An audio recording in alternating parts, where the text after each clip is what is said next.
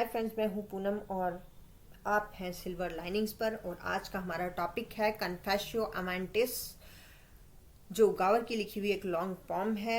ये एक लव पॉम है और कन्फेशियो अमांटिस का मीनिंग होता है द लवर्स कन्फेशन।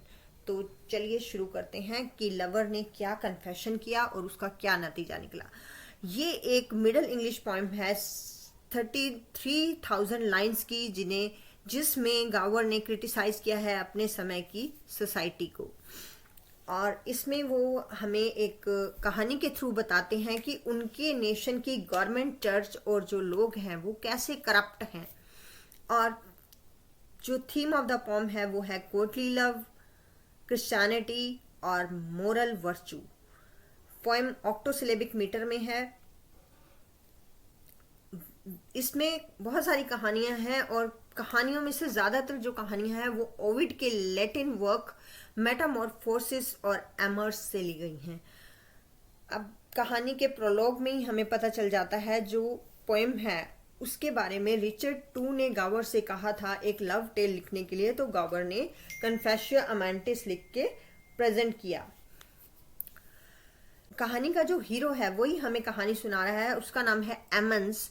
वो एक लवर है, वो अब बूढ़ा हो चला है, लेकिन उसके दिल में प्यार का दर्द मौजूद है। वो प्यार में बुरी तरह अनसक्सेसफुल रहा है और वो मई के महीने में जंगलों में भटक रहा है। और भटकते भटकते वो वीनस को पुकारता है, प्रेम की देवी को पुकारता है और क्यूपिड को पुकारता है। और वो वहां पे प्रकट होते हैं दोनों वहां पे और उसके दुख का कारण पूछते हैं। वीनस जो है वो उसे बहुत दया आती है उस पर, तो वो कहती है कि ठीक है, मैं अपने चैपलिन को बुलाती हूँ, अपने प्रीस्ट को बुलाती हूँ, वो तुम से कन्फेशन करवा लेगा कि जो कुछ भी तुम कन्फेस करना चाहते हो, कहना चाहते हो मरने से पहले, वो उस प्रीस्ट को तुम कह देना। जीनियस एमन्स को बताता है कि कोर्टली लव ट्रेडिशन में 7 डेडली सिंस का क्या रोल है। तो हर बुक एक एक सिन को डेडिकेट की गई है। तो 6 सिन तो ये हैं। प्राइड मीन्स गर्व, envy means jealousy, wrath means गुस्सा, स्लोथ मीन्स सारे काम छोड़ के बैठ जाना, निष्क्रिय हो जाना, एवराइस लालच, ग्लटनी जरूरत से ज्यादा खाना। तो वो कहते हैं कि जो 7वां सिन है वो है लैचरी। लैचरी का मतलब होता है to be involve in sexual activities. तो जो 7th सिन है उसकी यहाँ पे चर्चा इसलिए नहीं की गई है क्योंकि वीनस के जो पुजारी हैं वो 7th ये लैचरी को सिन नहीं मानते, वीनस के लिए वो सिन नहीं है, तो इसलिए यहाँ पे उसको चर्चा नहीं की गई है। उसके बाद जो 7th बुक है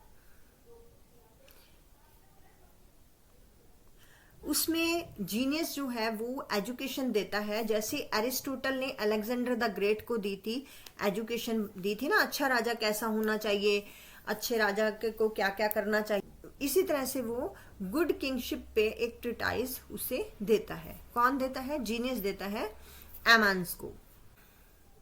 तो इस पाप से तो पहले ही वो रहित है एमन्स। कन्फेशियो अमांटिस क्रिश्चियनिटी पे बेस्ड है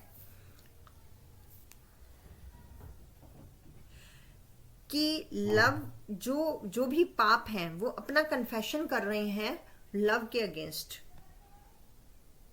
इस पॉइंट का कंक्लूजन ये निकलता है कि सिर्फ जो डिवाइन लव है वही पापों से फ्री हो सकता है। अगर जो परमात्मा के प्रति हमारा प्यार है सिर्फ वो ही पाप रहित हो सकता है। बाकी आप दुनिया में किसी से भी प्यार करें तो वो पाप रहित नहीं हो सकता, उसमें पाप आपसे होगा ही होगा। और एंड में जो जीनियस है वो सभी सिन से एमन्स को फ्री घोषित कर देता है।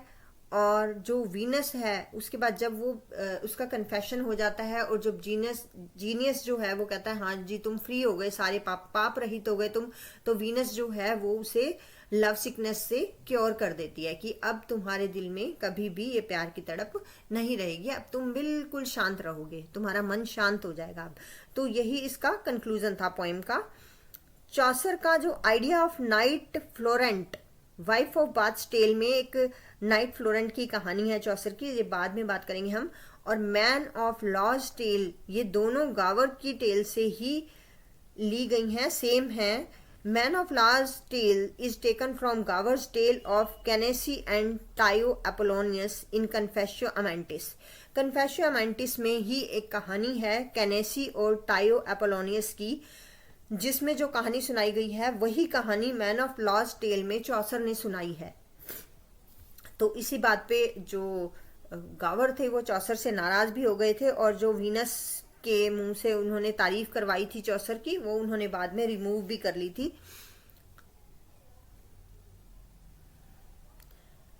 इस पोएम में वीनस चौसर की अपनी स्पीच में तारीफ करती है। ये जो वर्क था कन्फेशियो अमेंटिस, इसके बाद से गावर की जो रेपुटेशन है एज अ पोएट एस्टेब्लिश हो गई थी इंग्लैंड में। शेक्सपियर का एक प्ले है पेरिकल्स, ये भी कन्फेशियो अमेंटिस की स्टोरी पे ही बेस्ड है। गावर यहाँ पे अपने आसपास की स्टोरी को एग्जामिन करते हैं और देखते हैं कि लोग जो हैं वो अपने फेलियर्स को एक्सेप्ट नहीं करते और दुखी होते रहते हैं। जैसे एमंस अपने फेलियर को एक्सेप्ट नहीं कर पा रहा था और वो बहुत तड़प रहा था, लेकिन जब हम अपने फेलियर्स को एक्सेप्ट कर लेते हैं तो हम उतने दुखी नहीं होते। हमें अपने फेलियर्स को भी एक्सेप्ट करना चाहिए। गावर सजेस्ट करते हैं कि लोगों को अपने कामों की रिस्पॉन्सिबिलिटी लेनी चाहिए, और इस तरीके अगर हम अपने किए हुए कामों की रिस्पॉन्सिबिलिटी लेंगे, अगर हम अपने फेलियर्स की और अपनी सक्सेसेस की सबकी रिस्पॉन्सिबिलिटी अगर लेंगे, स्पेशली फेलियर्स की या अपने कामों की रिस्पॉन्सिबिलिटी लेंगे, तो हम बेटर फील करेंगे। हम हमेशा, हमारे अंदर दिल की धड़कनें ऊंची नीची नहीं होंगी हमारी।